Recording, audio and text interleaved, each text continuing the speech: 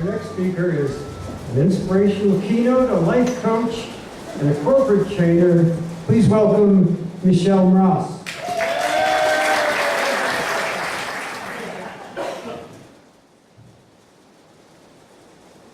It was 3 foot long, emerald green, and the key to my destiny.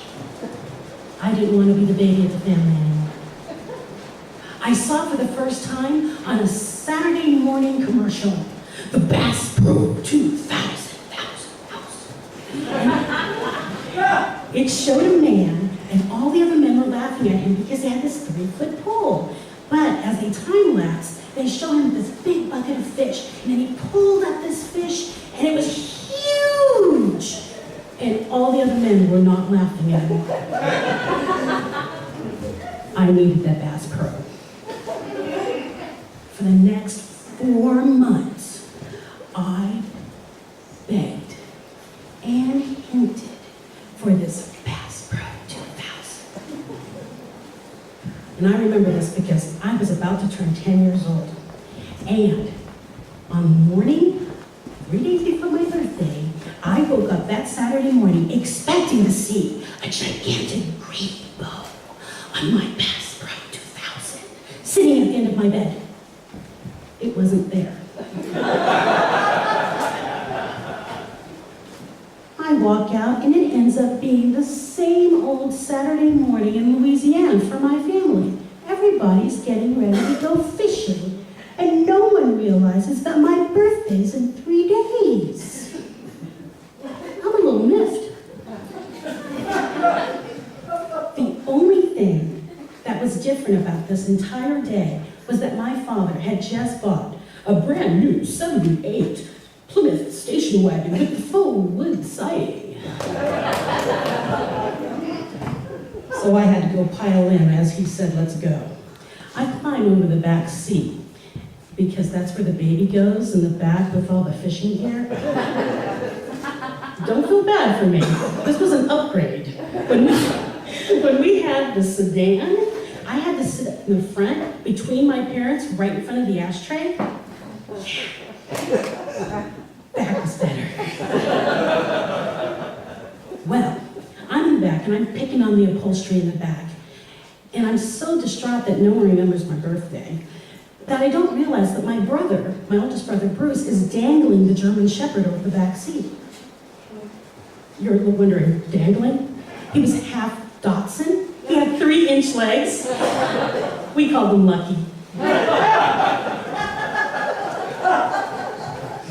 Well, my brothers are in the back seat, my sister's in the middle, my parents are in the front, and we head our way to the bait and tackle shop.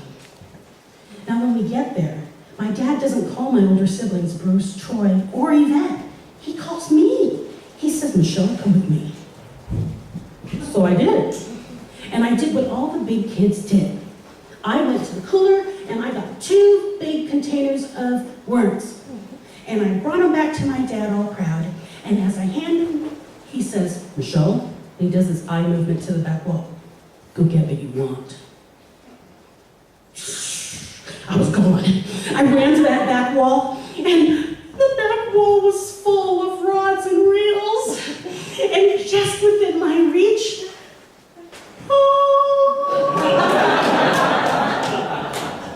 the Bass Pro 2000. I grab it, I hold it to my chest, and I run back to my dad. He buys it, and then I skip back to the car. Because I know my brothers and my sister are going to be so jealous because I don't have a baby pole anymore. I climb back over to my spot in the back and I'm playing with my rod and reel, so much so that I don't realize that my brother is once again dangling Lucky over the back seat. I have to put my pole down. I take Lucky and I put him between my knees. This time, I cover him with my shirt so he and I can share the air. Here's why. On the short trip to the bait and tackle shop, my dad wouldn't smoke. He'd leave the doors open, the windows open, not the doors. But on the longer trip to the lake, he had a new feature in that station wagon. It's called an air conditioner. He would crank the air conditioner, or have us all roll up our windows, and then he would crack his window just a little bit so that the smoke would leave. Well, by the time we got over to the lake, the car was full of smoke. And we're all sitting there trying not to offend my father. And normally he would pull right next to the water and park. But because of his new car, he didn't. He parked up on the hill just above where he and I would fish in the cove. And as soon as he turns off the engine, I can actually feel it, that's why I'm pausing. The doors do boom, they all open. My mom is breathing fresh air, and my brothers are just trying to get air, and they come to the back to open the trunk. I am hit by an immediate feeling. I get these two senses. First, that thick cigarette smell leaving the car, replaced by the thick, moist Louisiana air entering the car. Now, for those of you who have never been to Louisiana, imagine walking into a sauna. Now add the moist earth mud smell of the Mississippi River. Now splash in some dead fish.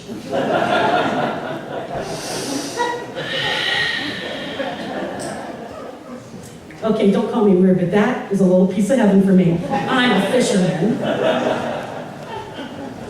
Well, my brothers Bruce and Troy open the back, save Lucky from the smoke, and grab their gear and go downstream. My sister Yvette, who's 6 years older than me, she grabs her gear and she goes about 200 yards upstream from where my father and I would be fishing. My father grabs our gear and he goes straight downhill to our private cove that he and I always fished in. Being the almost 10-year-old, I didn't leave fast enough. And my Filipino mother could not fight her instincts any longer. She had to feed someone. Michelle, you come eat. So I had to eat half a Spam sandwich and a Dixie cup of Tang until my mom allowed me to go fishing with my dad. I left her with a book. By the time I got to my father, he was already full out fishing, and it was my turn to bait my hook. I'm almost 10, and I have a really big imagination.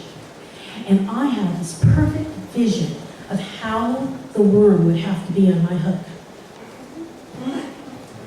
I imagined Carmen Miranda with all the fruit on her head, with the big red lips, and she was going to be on the hook, all sexy like, and she would say, chicka chicka chicka boom boom, chicka chicka chicka boom boom, and she would conga line all the giant fish up my line, and they were all conga lining.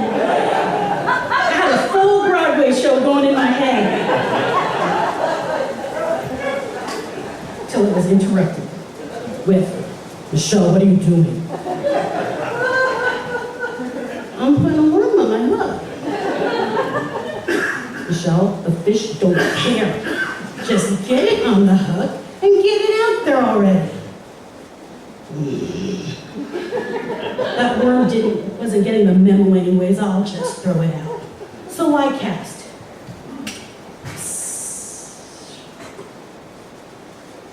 And then I reel it back in. And then I cast it back out. And then I reel it back in. I did this like 10 times before my father lost it. Michelle! Geez, baby, what are you doing? I'm fishing. You are not fishing, you are casting. Put it out there, you're scaring all the fish away. But Dad, I'm trying to get it to that log right there because you know where there's logs, there's little fish. And where there's little fish, there's really big fish. And I really, really want a big fish. Okay, Michelle, just get it out there. Lucky for him, that next cast, perfect. Right in front of that log. As soon as my bobber hits the water, my line goes taut, my whole pole bends, and I hear this delicious sound that all fishermen know means you caught something. Dad, I got a fish! Yeah, Michelle, you know what to do. So I'm fighting and I'm pulling, and I get it close to shore, and my dad says, don't worry, baby, I've got it. He takes a net and he goes out into the water to catch up my prize. As soon as he gets there, my line goes slack, my pole unbends, and my dad looks at me and he goes, wow, that was a big one. Too bad it got away. Now I've got to get that worm to cooperate and become a Miranda again. So I'm starting to reel, and as soon as I click the second click, my whole line goes taut. The line bends, the whole pole bends again, and I hear, whee! That fish tricked me. This time it's zigging and zagging, and it's fighting for its life, and it goes right past my log, and I feel a on my line. Dad, I think my big fish just got eaten by a bigger fish. Dad? You got it. So I'm reeling and I'm pulling, and I'm reeling and I'm pulling, and I realize that my line is coming back to me in a giant S shape. It's coming. I finally get it to about 5 feet in, and my father grabs the bigger end, and he gets out into the water and he bends over to catch up my prize. Then he drops it and he runs. As he's running, he screams, "Run!" I have no idea why he wants me to run, because I can see my fish. It's splashing on the top of the water. So I step into the water and I reach in for the hook. Dad? Dad! I screamed to the back, up to the hill. My fish got stuck on the log.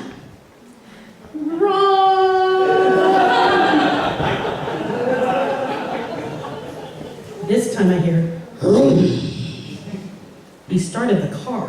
So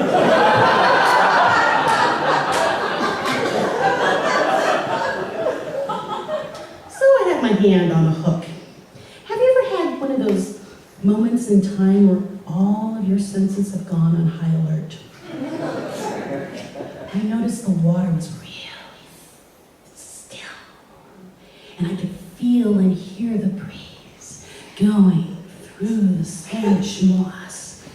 I could actually hear every cicada individual. And then I noticed that all those mosquitoes on the side were all having a party right next to my head.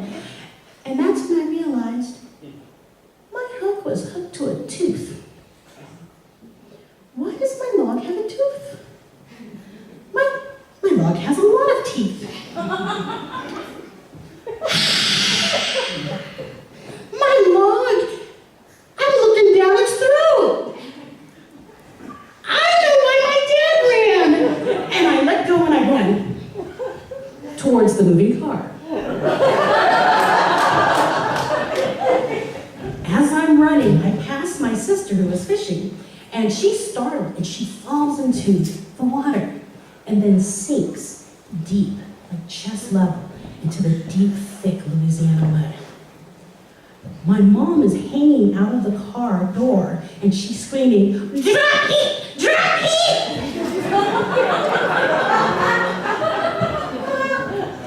I'm looking at my pole thinking, there is no way I'm dropping this pole. She wants me to drop all my dreams of no longer being the baby. Then she says, "Drop it!" And she points. She points at my 3-foot-long emerald green Bass Pro 2000. It has 4 foot of line attached to it and a hook with a very large bass on it connected to the tooth of a 7-foot gator. I run faster. I jump into the open back of the station wagon. And as I'm in there, I can't hardly hear anything because I'm hearing my heart beat in my head. But as soon as I pull on my line, it snaps, and the gator veers away from the car and goes directly towards the water, right where my sister is still stuck. It is heading at her at full force, and she doesn't know it because she's still digging herself out of the mud. And it's about 50 yards away from her when she looks up, sees it, and just pulls herself out and runs downstream towards my brothers and the dog. My dad and my mom, I hear them arguing, and my mother is screaming obscenities in Tagalog, Philippine language, that I'm not allowed to repeat. But what I can hear is, "You left our baby, you left our baby!" And my dad says, "Michelle, baby, I am so glad you run so fast. You know, that gator almost got my car. I haven't even made a payment on it yet."